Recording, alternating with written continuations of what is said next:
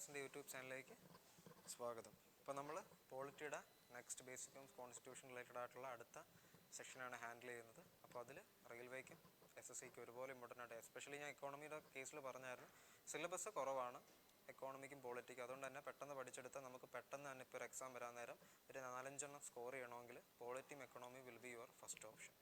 അപ്പോൾ ഇന്ന് നമ്മൾ എക്കോണമി അല്ലെങ്കിൽ പോളിറ്റിയുടെ ബാക്കി കേസാണ് എടുക്കാൻ പോകുന്നത്. അപ്പം basics of constitution first part എല്ലാവർക്കും ഇഷ്ടപ്പെട്ടു എന്ന് വിചാരിക്കുന്നെങ്കിൽ നമുക്ക് അതിൻ്റെ കണ്ടിന്യൂഷൻ ആയിട്ടുള്ള അടുത്ത ക്വസ്റ്റ്യൻസ് നോക്കാം. അതായത് ക്വസ്റ്റ്യൻസ് പറഞ്ഞ് നമ്മൾ ഓരോ ടോപ്പിക്കിൽ നിന്നും ക്വസ്റ്റ്യൻസ് എടുക്കും, അതായത് പ്രീവിയസ് ഇയർ ക്വസ്റ്റ്യൻ എടുക്കും, അതിൽ നിന്ന് അഡീഷണൽ പോയിന്റ് നോക്കി പോവായിരിക്കും ചെയ്യുന്നത്. അപ്പോൾ നോട്ട് പ്രിപ്പയർ ചെയ്തോണേ. അപ്പോൾ ക്വസ്റ്റ്യൻ വായിച്ചേ. Who among the following presidents of India gave assent to the 100th amendment of the constitution of India. അപ്പോൾ കോൺസ്റ്റിറ്റ്യൂഷൻ്റെ 100th അമെൻമെൻറ്റിന് അനുവാദം നൽകിയത് ഈ പറയുന്നവയിൽ അല്ലെങ്കിൽ താഴെ പറയുന്ന പ്രസിഡൻസ് ഓഫ് ഇന്ത്യയിൽ ആരായിരുന്നു എന്നാണ് ചോദ്യം. ആരാണ്? ഓപ്ഷൻ നോക്കിയേ. ആൻസർ ഓപ്ഷൻ 4 പ്രണബ് മുഖർജിയാണ്. അപ്പം നമുക്കതിൻ്റെ അഡീഷണൽ ഡീറ്റെയിൽസ് നോക്കാം. അപ്പോൾ നോക്കിയേ. The 100th amendment of the Indian Constitution deals with the എന്താണ് അമെൻമെൻറ്റിൽ വന്ന change? With the land boundary agreement. അതാണ് 100th അമെൻമെൻറ്റിൽ വന്നത്. And in the agreement exchange of certain enclave territories with Bangladesh and the conferment of citizenship right to the residence of those enclaves took place between India and Bangladesh. അപ്പോൾ citizenship റൈറ്റ്സുമായിട്ട് അവിടുത്തെ ബംഗ്ലാദേശിലെ ഇന്ത്യയിലെ ആ ഒരു citizenship relate ചെയ്തുള്ള rights അങ്ങോട്ടും ഇങ്ങോട്ടും confer ചെയ്യപ്പെട്ടു. ആൻഡ് ടെറിട്ടറീസിൻ്റെ ബൗണ്ടറീസിലും ഒരു എഗ്രിമെൻറ്റ് ഉണ്ടായി ഈ ഒരു 100th അമെൻമെൻറ്റ് വഴി. ആൻഡ്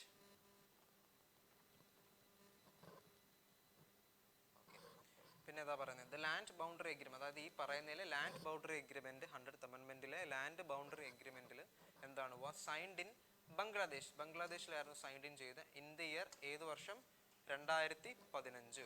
അപ്പോൾ 2015 ഈ ഒരു ക്വസ്റ്റ്യൻ്റെ കീ പോയിന്റ്സ് ആണ് ഇത്രയും. ഈ ക്വസ്റ്റ്യൻ്റെ അഡീഷണൽ ഡീറ്റെയിൽസ് ചിലപ്പോൾ ഈ അഡീഷണൽ ഡീറ്റെയിൽ വെച്ചിട്ട് ആയിരിക്കും അടുത്ത ക്വസ്റ്റ്യൻ ചിലപ്പോൾ ഫ്രെയിം ചെയ്യുന്നത്. അപ്പോൾ അങ്ങനെ നമ്മൾ നോക്കി പോകണം. നമുക്ക് പെട്ടെന്ന് തന്നെ ഒരു ഷോർട്ട് പീരീഡ് ഓഫ് ടൈമിൽ ക്വാളിറ്റേറ്റീവായിട്ട് പ്രിപ്പയർ ചെയ്യണമെന്നുള്ളതിന് ബെസ്റ്റ് ഓപ്ഷനാണ്. കാരണം ഇനി CPO എക്സാം വരികയല്ലേ, അപ്പം അതിന് കുറച്ചുകൂടെ ഹെൽപ്ഫുൾ ആവുന്ന ഒരു രീതിയായിരിക്കും നമ്മളിപ്പോൾ ഫോളോ ചെയ്യുന്നത്.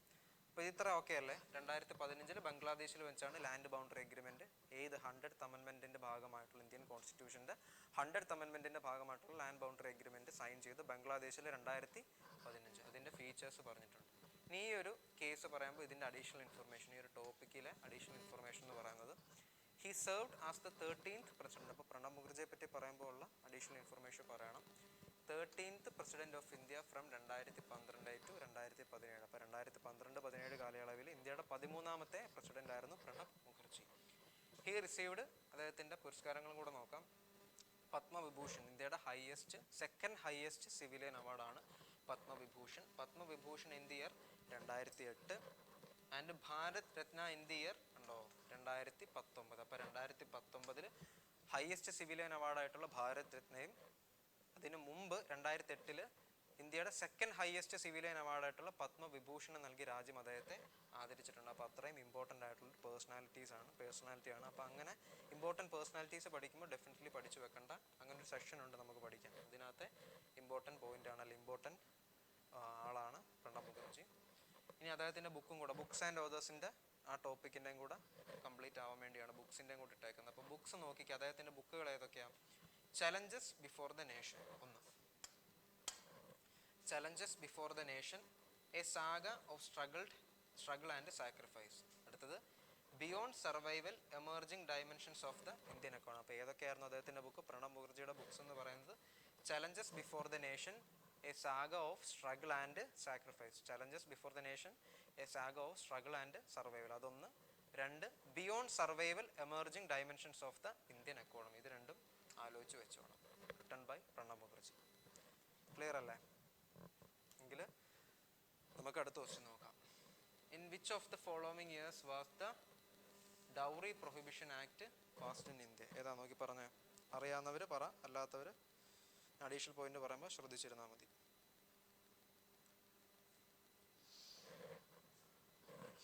ഏതായിരിക്കും ഓപ്ഷൻ? 1967 അല്ല, 1959 അല്ലേ? 50-50. ഇനി ഏതാ പറഞ്ഞേ? 1961 52? 1961 ജൂലൈ 1 അപ്പം അതിൻ്റെ ഡീറ്റെയിൽസ് നമുക്ക് നോക്കാം. അപ്പോൾ dowry prohibition act was enacted on July 1, 1961. സ്ത്രീധന നിരോധനം 1961 ജൂലൈ 1 നിലവിൽ വന്നത്. ആൻഡ് ഇറ്റ്സ് പർപ്പസ് വാസ് 1961 വേറൊരു പ്രത്യേകതയും കൂടെ ഉണ്ട്. നമ്മുടെ ഫസ്റ്റ് മാൻ, അതായത് യൂറി ഗഗാറിൻ, ഭൂമിയിൽ നിന്ന് ആദ്യമായിട്ടൊരു മനുഷ്യൻ സ്പേസിൽ പോയി സഞ്ചരിച്ച് വന്ന വർഷവും 1961. അതും കൂടെ നോട്ട് ചെയ്ത് വെച്ചു, യൂറി ഗഗാറിൻ. അപ്പോൾ its purpose was to prevent the giving and receiving of dowry. പേരിൽ തന്നെ ഉണ്ടല്ലേ, സ്ത്രീധനം വാങ്ങിക്കുന്നതും കൊടുക്കുന്നതും നിരോധിക്കുക എന്നുള്ളതായിരുന്നു basic purpose. And according to the dowry prohibition act, dowry means any property. ആ ഡൗറി എന്നുള്ള വാക്കിൻ്റെ അണ്ടറിൽ വരുന്ന ആ ഒരു ടേംസ് ആൻഡ് കണ്ടീഷൻസ് അല്ല, അത് എന്താ ഡയറക്റ്റ് മീൻ ചെയ്യുന്നത് എന്നുള്ളത് നോക്കിയേ. പ്രോപ്പർട്ടി, അതായത് any property or valuable security given or agreed to be given directly or indirectly. നേരിട്ട് കൊടുക്കാമെന്ന് മാത്രമല്ല, ഇൻഡയറക്റ്റ് ആയിട്ടും any property or valuable security കൊടുക്കാനായിട്ടുള്ള എഗ്രിമെൻറ്റ് തന്നെ ഡൗറി എന്ന് മീൻ ചെയ്യാൻ പറ്റും.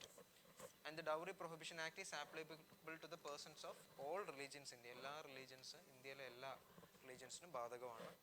And punishment for violation of law is 5 years. ഇത് നോട്ട് ചെയ്ത് വെച്ചോണേ. 5 വർഷം ഇംപ്രിസൺമെൻറ്റ്, 5 വർഷം വരെ തടവിലാക്കാനുള്ള വകുപ്പ് ഇതിനുണ്ട്. പ്ലസ് ആൻഡ് അതിൻ്റെ കൂടെ 15,000 രൂപയും or value of dowry which ever is higher.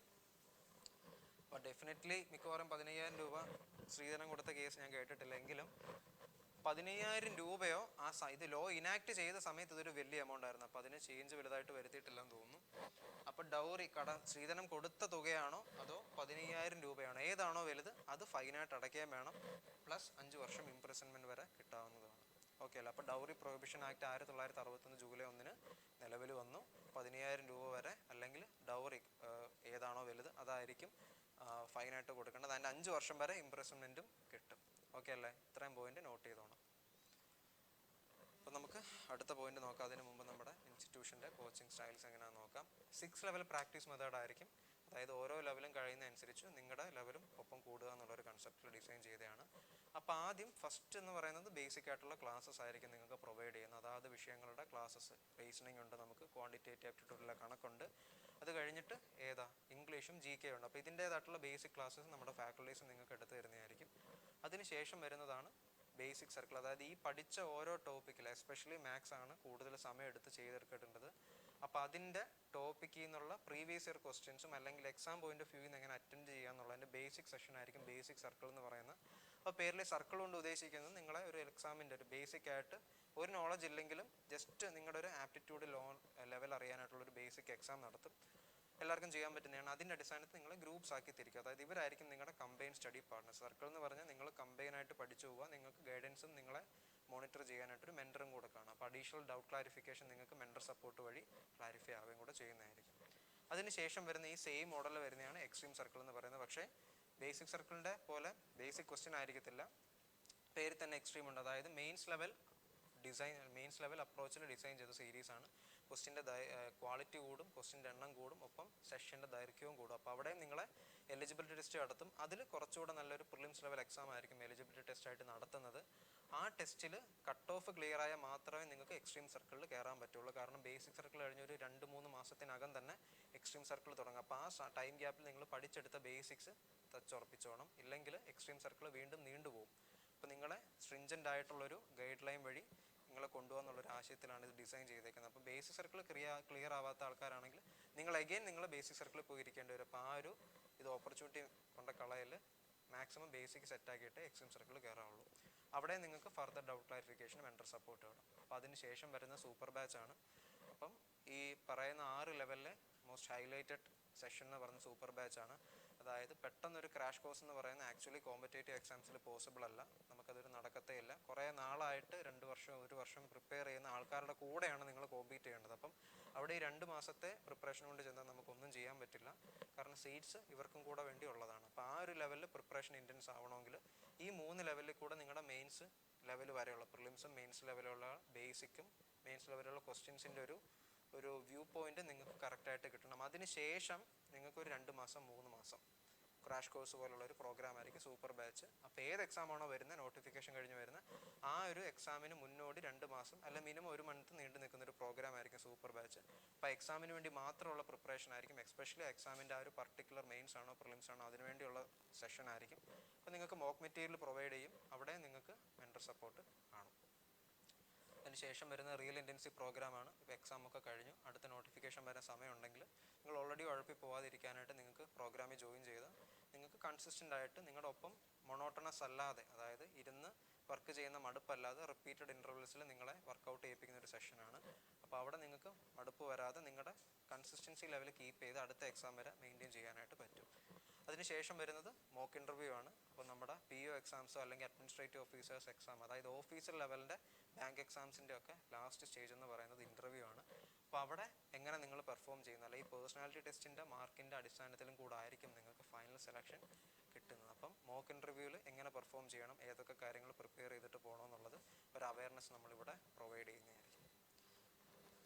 അപ്പോൾ നമുക്ക് ഓഫ്ലൈൻ കോച്ചിങ് ഉണ്ട്, ഓൺലൈൻ കോച്ചിങ് ഉണ്ട്. നിങ്ങളുടെ കംഫർട്ട് ഏതാണോ, നിങ്ങൾക്ക് ക്യാമ്പസിൽ ഇൻവോൾവ് ആയിട്ട് ഡയറക്റ്റ് വന്ന് പഠിക്കാനാണ് താല്പര്യമെങ്കിൽ തന്നേക്കുന്ന നമ്പറിൽ ഓഫ്ലൈൻ ബാച്ചിനെ കോൺടാക്ട് ചെയ്തിട്ട് പ്രിപ്പറേഷൻ സ്റ്റാർട്ട് ചെയ്യുക. അതല്ല മറിച്ച് നിങ്ങൾക്ക് ഓൺലൈനിൽ നിങ്ങളുടെ വീടിൻ്റെ കംഫർട്ടിലിരുന്ന് നിങ്ങൾക്ക് വേറെ ബിസി ഷെഡ്യൂൾ ആണെങ്കിൽ, നിങ്ങൾക്ക് ഇപ്പം വർക്കിംഗ് പ്രൊഫഷണൽസ് ആണെങ്കിൽ കൂടുതൽ ഓൺലൈനേ പറ്റത്തുള്ളൂ. അപ്പോൾ അങ്ങനെയുള്ളവർ ഓൺലൈൻ്റെ നമ്പറിലും കോൺടാക്ട് ചെയ്ത് പ്രിപ്പറേഷൻ എത്രയും പെട്ടെന്ന് തന്നെ സ്റ്റാർട്ട് ചെയ്യാം.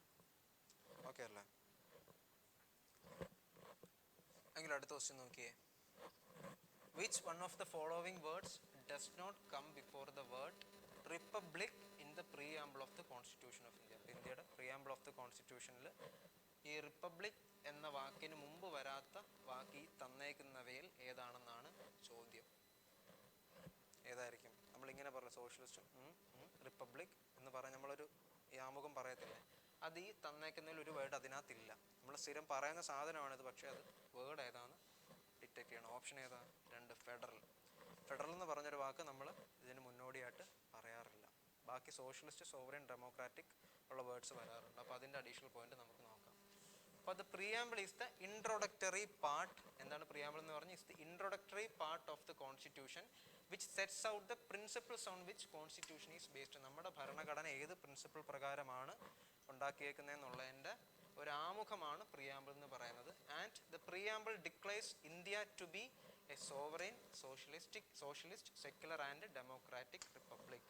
കണ്ടോ? അപ്പം sovereign, socialist, secular and democratic republic. ഇപ്പോൾ റിപ്പബ്ലിക്കിന് മുമ്പ് ഏതൊക്കെ വരും? ഡെമോക്രാറ്റിക് വരും, സെക്യുലർ, സോഷ്യലിസ്റ്റ്, സോവറിൻ. ഇതിനകത്ത് ഇല്ലാത്ത ഏതാ? നമ്മൾ തുറന്നുമ്പോൾ പറഞ്ഞത് ഫെഡറൽ ഇല്ല, ബാക്കിയെല്ലാം ഉണ്ട്. അപ്പോൾ നമ്മുടെ റിപ്പബ്ലിക് ഏത്? സോവറിൻ ആയിരിക്കും, സോഷ്യലിസ്റ്റ് ആയിരിക്കും, സെക്യുലർ ആൻഡ് ഡെമോക്രാറ്റിക് ആയിരിക്കും. And the word federal is പറഞ്ഞ പോലെ തന്നെ nowhere mentioned in the Indian constitution. അത് നമ്മൾ ഓപ്ഷനിൽ മാർക്ക് ചെയ്തു.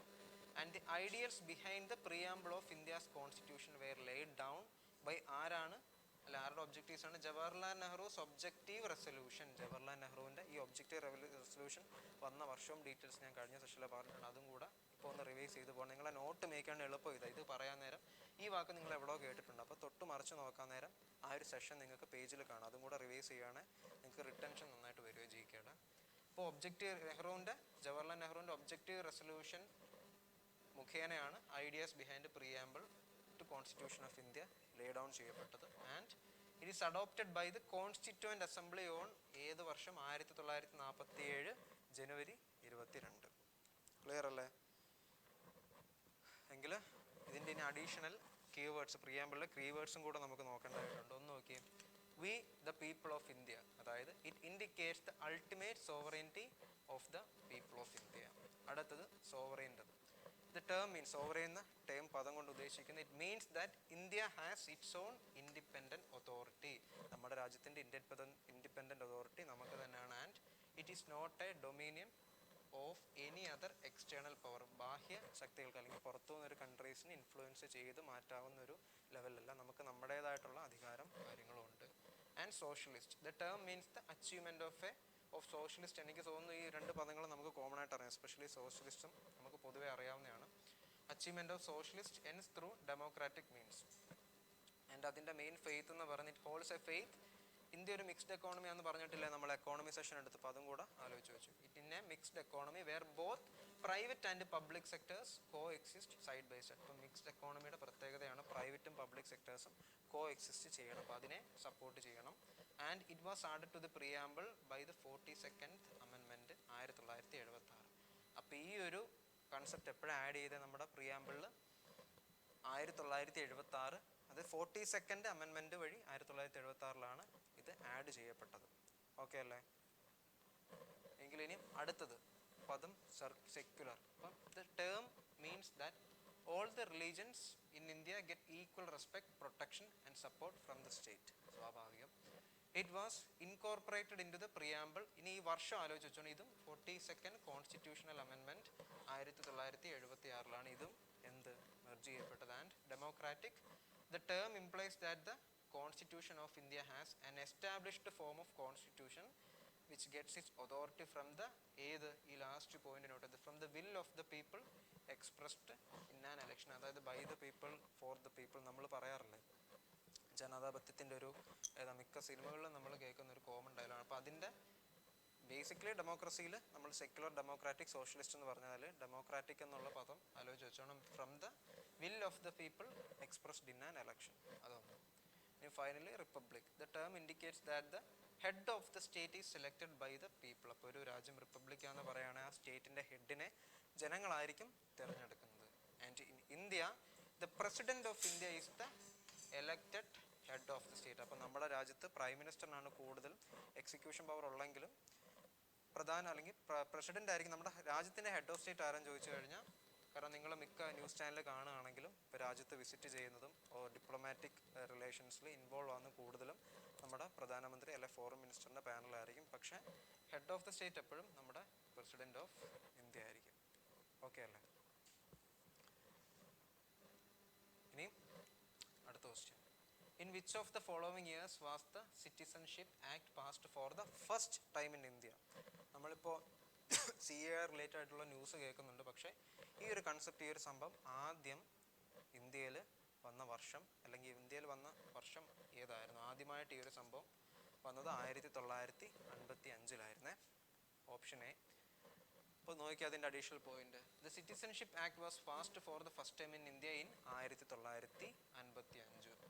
And the citizenship act 1955 provides for the acquisition and determination of Indian citizen. അവിടെയും നമ്മുടെ മെയിൻ കൺസെപ്റ്റ് എന്ന് പറയുന്നത് ഇന്ത്യയിൽ സിറ്റിസൺഷിപ്പ് ആർക്കൊക്കെ വേണമെന്ന് റിലേറ്റ് ചെയ്യുന്ന പോയിന്റ്സ് ആയിരുന്നു. ആൻഡ് ദർ ആർ 5 ways ആ ടൈമിൽ Indian citizenship can be acquired. 5 രീതി വരെ നമുക്ക് ഇന്ത്യൻ സിറ്റിസൺഷിപ്പ് അക്വയർ ചെയ്യും. ഒന്ന്, ബർത്ത്, ഇവിടെ ജനിക്കണം, അല്ലെങ്കിൽ ഡിസെൻഡൻ്റ് ആവണം, അല്ലെങ്കിൽ registration and naturalisation, and finally acquisition or incorporation of territory. ഈ പറയുന്ന 5 എണ്ണത്തിൽ ഏതെങ്കിലും ഒന്ന് നമുക്ക് എലിജിബിൾ ആണെങ്കിൽ നമുക്ക് ഇന്ത്യൻ സിറ്റിസൺഷിപ്പ് കിട്ടും. ആൻഡ് അതത്രേ ഉള്ളൂ. നമ്മളിപ്പം നമ്മുടെ ഇപ്പോഴത്തെ CA റിലേറ്റഡ് ആയിട്ടുള്ള കാര്യങ്ങൾ കുറേ കോൺട്രവേഴ്സീസ് ഉണ്ടല്ലോ, പക്ഷേ ഇത് 1955 ഈ അമെൻമെൻറ്റ് വന്നിട്ടുണ്ടായിരുന്നു. അപ്പോൾ അതിൻ്റെ റിലേറ്റ് ചെയ്ത പോയിന്റ്സാണ് നമ്മൾ കുറച്ച് മുമ്പ് നോക്കിയത്. ഇനി നോക്കിയേ, ദ 4th ഷെഡ്യൂൾ. അടുത്ത question. The 4th schedule of the constitution of India contains the subject matter related. ഈ തന്നേക്കുന്നവയിൽ ഏതാണ് 4th ഷെഡ്യൂളിൽ ഇൻക്ലൂഡഡ് ആയിട്ടുള്ളത്? Okay. Languages recognised by the constitution അല്ല. Forms of oath or affirmations അതുമല്ല. Power, authority and responsibilities of panchayat അതുമല്ല. അപ്പോൾ last option finally allocation of seats in the രാജ്യസഭയായിരിക്കും 4th ഷെഡ്യൂളിൽ ഇൻക്ലൂഡഡ് ആയിട്ട് വെക്കുന്നത്. അപ്പം ഇപ്പോൾ ആദ്യത്തെ നമുക്ക് ഷെഡ്യൂൾസ് ഏതൊക്കെയാണെന്ന് നോക്കണം. അപ്പോൾ ആദ്യം ഫസ്റ്റ് ഷെഡ്യൂൾ എന്താ പ്രതിപാദിക്കുന്നത്? Name of states and union territories, അതായിരിക്കും ഫസ്റ്റ് ഷെഡ്യൂളിൽ പ്രതിപാദിക്കുന്നത്. ഇനി സെക്കൻഡ് ഷെഡ്യൂളിലോ, salary and emoluments of the followings, അതായത് president of India, governors of Indian states, speaker of Lok Sabha and deputy speaker of Lok Sabha, chairman of Rajya Sabha and deputy chairman of Rajya Sabha, പിന്നെ speaker and deputy speaker of legislative assemblies of Indian states, പിന്നെ chairman, deputy chairman of legislative councils of Indian states. പിന്നെ ഉള്ള മിക്ക important നമ്മുടെ ബ്യൂറോക്രസിയിലെ important positions വഹിക്കുന്ന ആൾക്കാരും നമ്മുടെ മന്ത്രിമാരും മിക്ക എല്ലാ ഇമ്പോർട്ടൻറ്റ് പേഴ്സണാലിറ്റീസും ഇതിനകത്ത് ഇൻക്ലൂഡ് ചെയ്യപ്പെടുന്നത്. ഹൈക്കോടതി ജഡ്ജസ്, സുപ്രീം കോടതി judges and controller and auditor general of India. അപ്പോൾ ഇത്രയും ആൾക്കാരുടെ സാലറി ആൻഡ് എമുലുമെന്റ്സ് നമ്മൾ സെക്കൻഡ് ഷെഡ്യൂളിൽ കാണാനായിട്ട് സാധിക്കും. അടുത്തത് തേർഡ് ഷെഡ്യൂളാണ്. അതിൽ എന്തൊക്കെയാണ് ഇൻക്ലൂഡഡ് ആയിട്ടുള്ള ഓത്ത് ഓഫ് ദ ഫോളോയിങ്സ്, അതായത് ഈ പറഞ്ഞ ആൾക്കാരുടെ ഓത്ത്സ് ഇൻക്ലൂഡഡ് ഉണ്ട്. അപ്പം union ministers of India, parliament election കാൻഡിഡേറ്റ്സിൻ്റെത്, മെമ്പർ ഓഫ് പാർലമെൻറ്റ് അല്ലെങ്കിൽ എം പിമാരുടേത്, പിന്നെ സുപ്രീം കോർട്ട് ജഡ്ജസ്, അവിടെയും കൺട്രോളർ ആൻഡ് ഓഡിറ്റർ ജനറൽ അദ്ദേഹത്തിൻ്റെ ഓത്ത്, പിന്നെ state ministers, state legislature election candidates, state legislature members and high court judge വരെയുള്ള ആൾക്കാരുടെ ഓത്ത് തേർഡ് ഷെഡ്യൂളിൽ ഇൻക്ലൂഡ് ചെയ്യപ്പെട്ടിട്ടുണ്ട്. ആൻഡ് ഫൈനലി നമ്മൾ പറഞ്ഞ ഫോർത്ത് ഷെഡ്യൂൾ, നമ്മുടെ ക്വസ്റ്റിൻ്റെ മെയിൻ പോയിന്റ്. ഫോർത്ത് ഷെഡ്യൂളിൽ allocation of seats for states and union territories in the Rajya Sabha, അതായിരുന്നു ഫോർത്ത് ഷെഡ്യൂളിൽ പ്രതിപാദിച്ചിട്ടുള്ള നമ്മുടെ ഓപ്ഷനും അത് തന്നെ ആയിരുന്നു. നോക്കി അടുത്തത് ഫിഫ്ത്ത് ഷെഡ്യൂളാണ്. അതിലെന്താ പറഞ്ഞേക്കുന്നത്? Administration and control of scheduled areas and scheduled tribe, SC/STയുടെ അഡ്മിനിസ്ട്രേഷനും കൺട്രോളും ആണ് ഫിഫ്ത്ത് ഷെഡ്യൂളിൽ പ്രതിപാദിച്ചേക്കുന്നത്. ആൻഡ് സിക്സ്ത് ഷെഡ്യൂളിലോ administration of tribal areas in the states of ഏതൊക്കെയാ? ആസാം, മേഘാലയ, ത്രിപുര ആൻഡ് മിസോറാം. അത് മാറിപ്പോലെ, നോർത്ത് ഈസ്റ്റേൺ സ്റ്റേറ്റ്സ് പേര് മാറിപ്പോലെ, ഏതാ? ആസാം, മേഘാലയ, ത്രിപുര ആൻഡ് മിസോറാം. അടുത്തത് സെവൻത്ത് ഷെഡ്യൂളിലോ distribution of power between union and state government through legislative list, അതായത് നമ്മുടെ സ്റ്റേറ്റ് ഗവൺമെൻറ്റിനും സെൻട്രൽ ഗവൺമെൻറ്റിനും അതിൻ്റേതായിട്ടുള്ള അധികാരങ്ങളുണ്ട്. അതിൻ്റെ ഡിവിഷൻ ഓഫ് പവറാണ് ഏഴാമത്തെ ഷെഡ്യൂളിൽ പ്രതിപാദിച്ചേക്കുന്നത്. ഒന്ന്, അതിൻ്റെ ആദ്യത്തേൽ union list originally had 97 subjects but now it has 98 subject. Some examples are ഏതൊക്കെയാണ്? ഡിഫൻസ് ഉണ്ട്, ആർമി ഉണ്ട്, ഇൻ്റർനാഷണൽ റിലേഷൻസ് ഉണ്ട്, ports, railways, highways, communication, war and peace തുടങ്ങി പോസ്റ്റ് ആൻഡ് ടെലിഗ്രാഫ് വരെയുള്ള യൂണിയൻ ലിസ്റ്റ് നമുക്ക് ഇപ്പോൾ ഉണ്ട്. അത് കഴിഞ്ഞിട്ട് സ്റ്റേറ്റ് ലിസ്റ്റ് നോക്കാൻ നേരം ഏതൊക്കെയാണ്? ഒറിജിനലി ഹാഡ് ആദ്യം മറ്റേതിന് യൂണിയൻ ലിസ്റ്റിൽ 97 ആയിരുന്നു ആദ്യം, ഇപ്പോൾ അത് 98 ഉണ്ട്. ഇനി സ്റ്റേറ്റ് ലിസ്റ്റ് നോക്കാൻ നേരം 66 സബ്ജക്ട്സ് ഉണ്ടായിരുന്നു. But it has 59 subjects. Some examples are ഒന്ന് public order, police, public health, sanitation, hospitals and dispensaries മുതൽ മാർക്കറ്റ്സ് ആൻഡ് ഫെയേഴ്സ് വരെ. അപ്പോൾ സ്റ്റേറ്റിന് 66 ആദ്യം ഉണ്ടായിരുന്നു, സെൻട്രലിന് അല്ലെങ്കിൽ യൂണിയന് 97 ആദ്യം ഉണ്ടായിരുന്നു. സ്റ്റേറ്റിൻ്റെത് കുറഞ്ഞ് 59 ആയിപ്പോൾ. അപ്പം നമ്മൾ നേരത്തെ നോക്കിയ സെൻട്രലിന് ഒന്നുകൂടി 98 ആയി. ആൻഡ് കൺകറന്റ് ലിസ്റ്റ് നോക്കിക്കുക, അതിൽ ആദ്യം 47 ഉണ്ടായിരുന്നു. ബട്ട് നൗ എത്ര? ഇതിന് കൂടി സ്റ്റേറ്റ് ലിസ്റ്റ് ഒഴികെ ബാക്കിയുള്ളതിനെല്ലാം ഇൻക്രിമെൻറ്റ് വന്നിട്ടുണ്ട്. ഇപ്പം 47 സബ്ജക്ട്സ് ഉണ്ടായിരുന്നെങ്കിൽ ഇപ്പോൾ 57 സബ്ജക്ട്സ് ആണ്. അതിൻ്റെ സം എക്സാമ്പിൾസ് നോക്കുകയാണെങ്കിൽ ഏതൊക്കെ? Education, forest, trade unions, marriage, adoption, newspaper, books മുതൽ property other than agriculture land, ഇത്രയും സെഗ്മെൻറ്റ്സ് വരെ എക്സാമ്പിൾസ് ആണ് സബ്ജക്ട്സിൻ്റെത്. ഇനി നോക്കി അടുത്ത 8th schedule. 22 official languages are recognised by the constitution. അപ്പോൾ ഇനിഷ്യലി എത്ര? 8th ഷെഡ്യൂൾ പറയുന്ന ലാംഗ്വേജസിനെ പറ്റിയാണ്. അപ്പോൾ നമുക്ക് 22 ഒഫീഷ്യൽ ലാംഗ്വേജസ് ഉണ്ട്. അപ്പോൾ ആദ്യം 14 ലാംഗ്വേജസ് മാത്രമേ ഉണ്ടായിരുന്നുള്ളൂ. അത് ഏതൊക്കെയാണ്?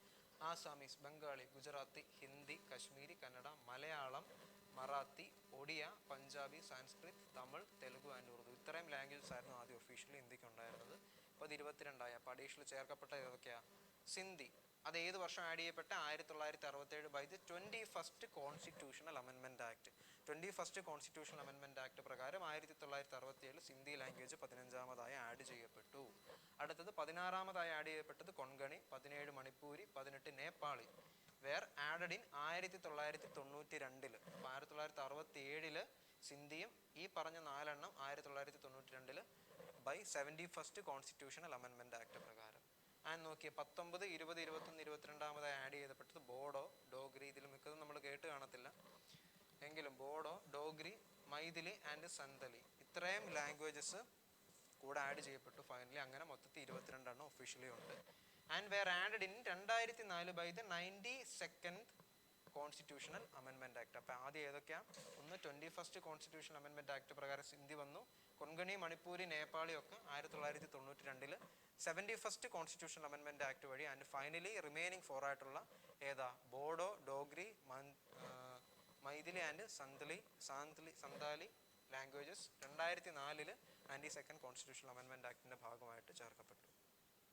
ഇനി നോക്കിയാൽ 9th ഷെഡ്യൂളും നമുക്ക് എത്ര ഷെഡ്യൂളുണ്ട്? 12 ഷെഡ്യൂൾ വരെ നോക്കണേ. അപ്പോൾ നമുക്ക് 9th ഷെഡ്യൂൾ നോക്കാം. It deals with the state acts and regulations of that deal with the land reforms and the abolition of the zamindari system. zamindari സിസ്റ്റത്തിൻ്റെ അബോളിഷനെ പറ്റിയാണ് 9th ഷെഡ്യൂൾ പ്രതിപാദിക്കുന്നത്. It was added by first constitutional amendment act in 1951. അത് note ചെയ്തോണേ. And it comes under article 31B. അപ്പോൾ ഇതും note ചെയ്യണം. Article 31Bയുടെ അണ്ടറിൽ വരുന്നതാണ് was added by first constitutional amendment act 1951. അപ്പോൾ അതിന് എത്ര നിയമങ്ങളുണ്ട്? 284 നിയമങ്ങളുണ്ട്. അടുത്തത് 10th ഷെഡ്യൂളാണ്. അത് പ്രതിപാദിക്കുന്നത് അല്ലെങ്കിൽ ഇൻക്ലൂഡ് ചെയ്യുന്ന anti defection law. It is related to disqualification of the members of parliament and state legislatures on the ground of defection. അപ്പോൾ ഡിഫെക്ഷൻ്റെ ഗ്രൗണ്ട്സിൽ ഈ ആൾക്കാരെ ഡിസ്ക്വാളിഫൈ ചെയ്യാൻ പറ്റും, മുമ്പ് MPസിനെ അല്ലെങ്കിൽ MLAസിനെ ഒക്കെ. And it was added in the 52nd constitutional amendment ആക്ടിൻ 1985 52nd കോൺസ്റ്റിറ്റ്യൂഷണൽ അമെൻമെൻറ്റ് ആക്ടിലാണ് ഇത് പ്രതിപാദിക്കുന്നത് അല്ലെങ്കിൽ ചേഞ്ച് വന്നത്. ഇനി അടുത്ത 11th 12th നോക്കിക്കേ. ഇപ്പോൾ 11th ഷെഡ്യൂളിൽ പറയുന്നത് powers, authority and responsibilities of ആര് അല്ലെങ്കിൽ ഏത്? Panchayats. And it was added with 73rd constitutional amendment actin 1992. Initially അല്ലെങ്കിൽ അതിന് എത്ര സബ്ജക്ട്സ് ഉണ്ട്? 29 സബ്ജക്ട്സ് ഉണ്ട്. അപ്പം വർഷം ആലോചിച്ചോണം, എത്രാമത് കോൺസ്റ്റിറ്റ്യൂഷണൽ അമെൻമെൻറ്റ് ആണെന്നും കൂടെ ആലോചിച്ച് വെച്ചോണം. ഇനി 12th ഷെഡ്യൂൾ നോക്കിക്കേ. അതിലും powers, authority and responsibilities of municipalities. ഇത് തിരിഞ്ഞു പോകല്. 11th ഷെഡ്യൂളിൽ പഞ്ചായത്തും 12th മുനിസിപ്പാലിറ്റീസും. ആൻഡ് ഇതിനെ ഫോളോ അപ്പ് ചെയ്താണ് ഇത് വരുന്നത്. 73rd കോൺസ്റ്റിറ്റ്യൂഷണൽ അമെൻമെൻറ്റ് ആക്ട് ആണ് 11th ഷെഡ്യൂളിൽ ഇത് ആഡ് ചെയ്തെങ്കിൽ 12th ഷെഡ്യൂളിൽ this concept was add with 74th constitutional amendment actin. വർഷം സെയിം ആണ്, രണ്ടും 1992. ഇതിന് എത്ര സബ്ജക്ട്സ് ഉണ്ട്? 18 സബ്ജക്റ്റ്. അപ്പോൾ ക്ലിയർ അല്ലേ? അപ്പോൾ നമ്മുടെ ഇന്നത്തെ സെഷൻ വൈൻഡ് അപ്പ് ചെയ്യണം. അപ്പോൾ ക്വസ്റ്റ്യൻ വഴി നമുക്ക് ഈ അഡീഷണൽ നമ്മൾ ആ ഷെഡ്യൂൾ 4th ഷെഡ്യൂളിൻ്റെ ക്വസ്റ്റ്യൻ ആണെങ്കിൽ നമുക്ക് ഫസ്റ്റ് മുതൽ ലാസ്റ്റ് എത്ര 12th വരെയുള്ളത് നോക്കാൻ പറ്റി. അപ്പോൾ അങ്ങനെ അഡീഷണൽ പഠിച്ച് നമുക്ക് പോവാം. അപ്പോൾ ഇന്നത്തെ സെഷൻ എല്ലാവർക്കും ഇഷ്ടപ്പെട്ടു എന്ന് കരുതുന്നു. അപ്പോൾ അടുത്ത സെഷനിൽ പുതിയൊരു ടോപ്പിക്കായിട്ട് കാണാം. അതുവരേക്കും